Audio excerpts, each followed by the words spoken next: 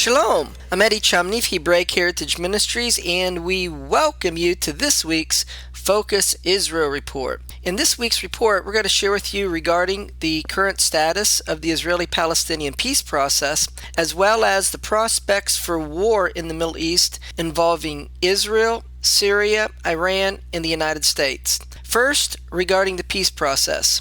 Low-level talks that took place between Israel and the Palestinians in Jordan ended on January the 25th. In submitting their parameters on borders and security, Israel said that in any final agreement that the large settlement blocks would become part of the current nation of Israel. The Palestinians reject this position. The Palestinians do not accept that the West Bank is disputed territory. Instead, they view it as being occupied. A Palestinian official said, "If you put it in perspective, it is as if the West Bank were not occupied, just disputed, with both sides having legitimate claims, while the rest of Israel remains outside the dispute." As a result, the Palestinians view that the large Israeli settlement blocks on the West Bank are a violation of international law. Nabil Abu Radena, a spokesman for President Mahmoud Abbas, said,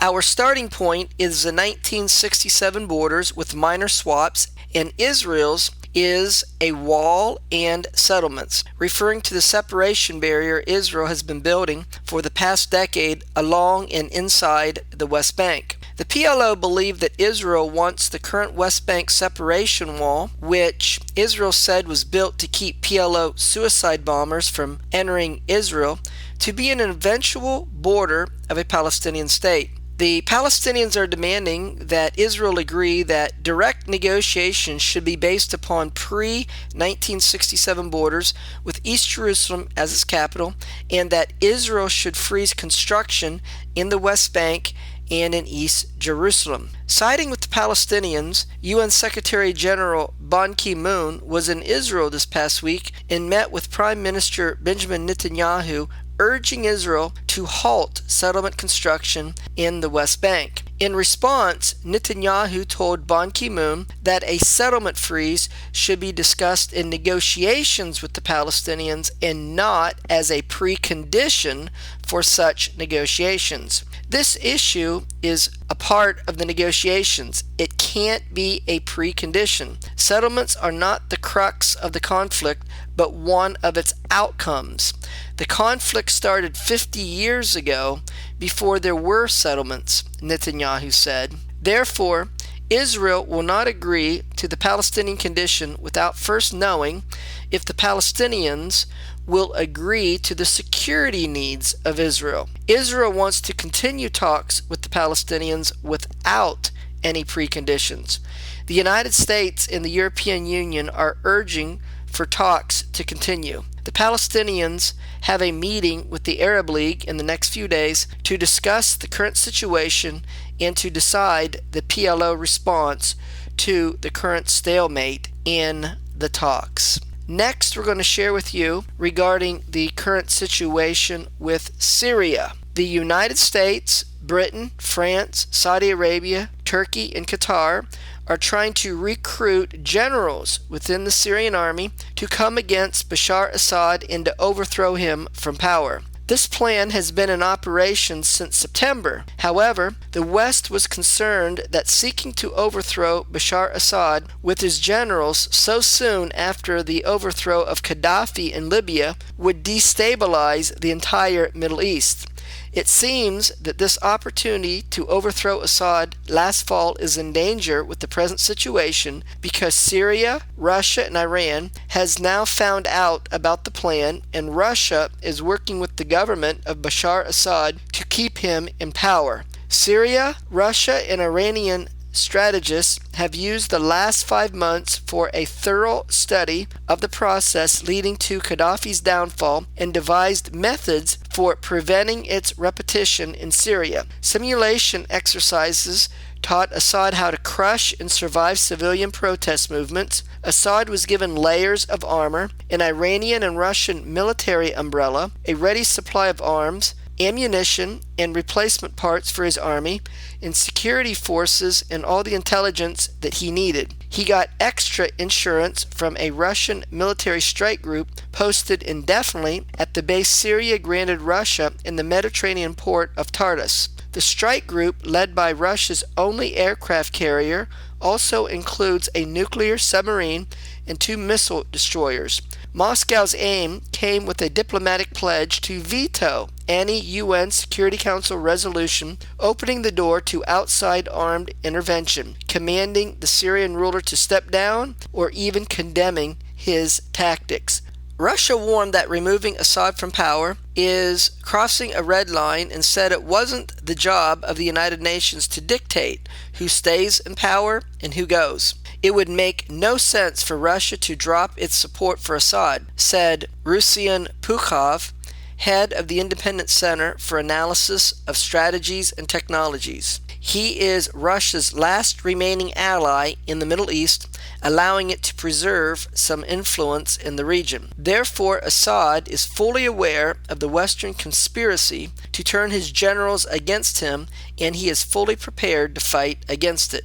Syrian opposition leader Colonel Riyad al-Assad, commander of the opposition Syrian Free Army, said that around half of the country of Syria is no longer under the control of President Bashar Assad's military forces. Debka, which is an intelligence gathering Israeli news website, is reporting that in confidential conversations with his advisors, Syrian President Bashar Assad is reported by Persian Gulf sources on January the 31st to have threatened to start up armed hostilities against Israel in the Middle East if the United Nations Security Council endorses an Arab League proposal for him to step down and hand power to his deputy. Those sources told Debka that the heads of the Syrian armed forces and intelligence have been given their orders, and other Middle East sources are reporting that the Lebanese Hezbollah has also shown signs of military preparations in the last few days. Finally, Russia is prepared to stand militarily behind Assad as a Russian military flotilla, including an aircraft carrier, is stationed off the Syrian port of Tartus and is ready to engage in any military conflict to keep Assad in power.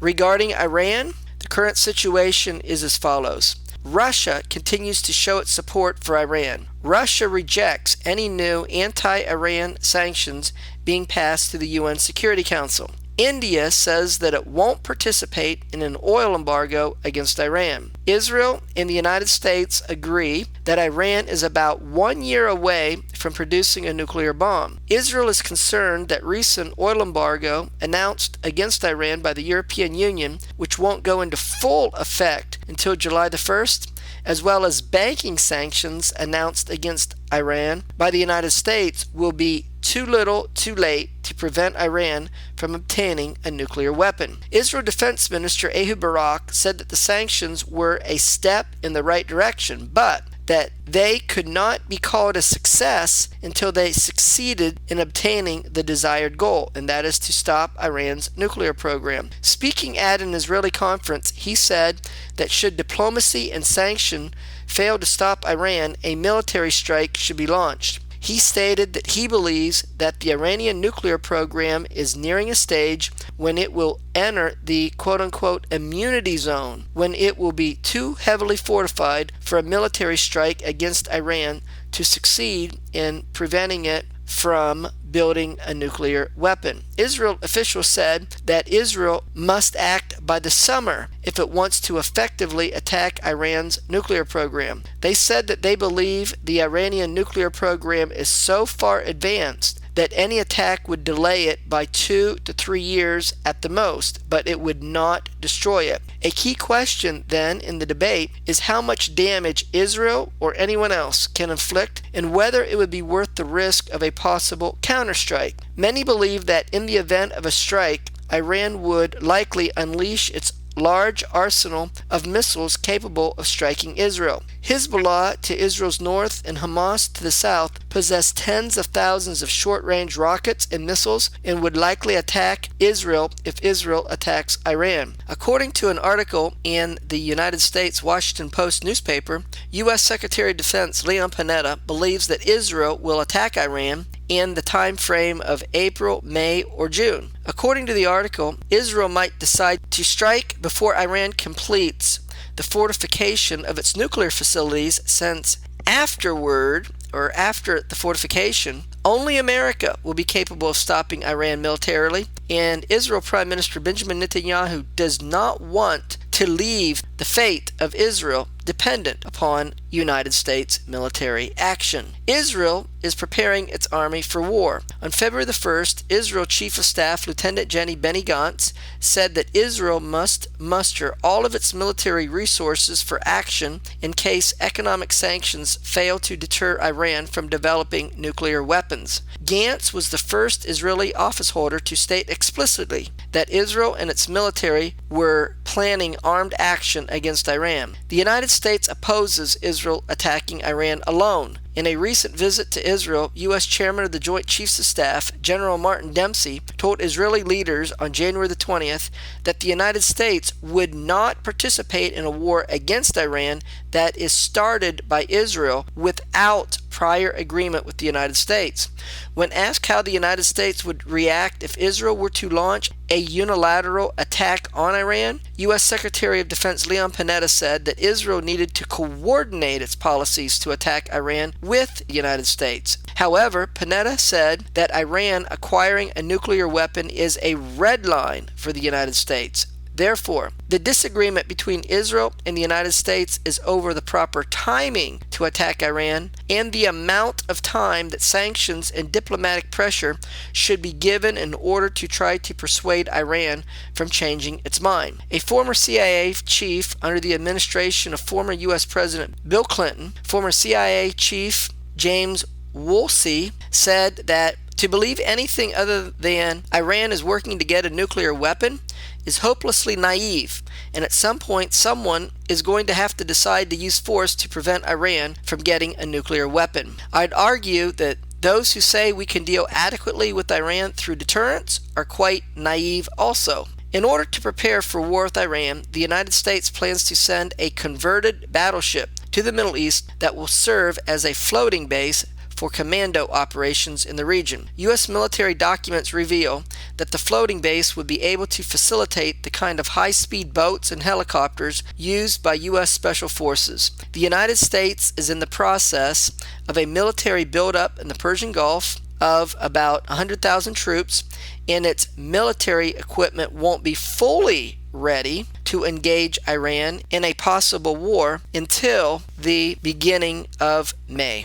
Well, that is going to conclude this week's Focus Israel report. In this week's report, we shared with you regarding the current situation of the Israeli-Palestinian peace process. They are currently in stalemate, and the Palestinians are having consultation with the Arab League to review their next steps. The situation with Syria is shaky, and Russia is helping Syria's government, led by Bashar Assad, to remain in power. And the situation with Iran is also delicate in that Russia, India, and China are supporting Iran, and Israel is concerned that the current announced sanctions against Iran will not be enough to stop its nuclear program, and as a result, they are leaving their options open that they can attack Iran at their own choosing. However, the United States has said that they will not work with Israel if they attack Iran alone. Nevertheless, both Israel and the United States are preparing for war, and the United States' preparations for war will not be fully in place until about May, although the United States is ready to defend its interests at any moment. So, until we do it again, Shalom in Yeshua the Messiah. Amen.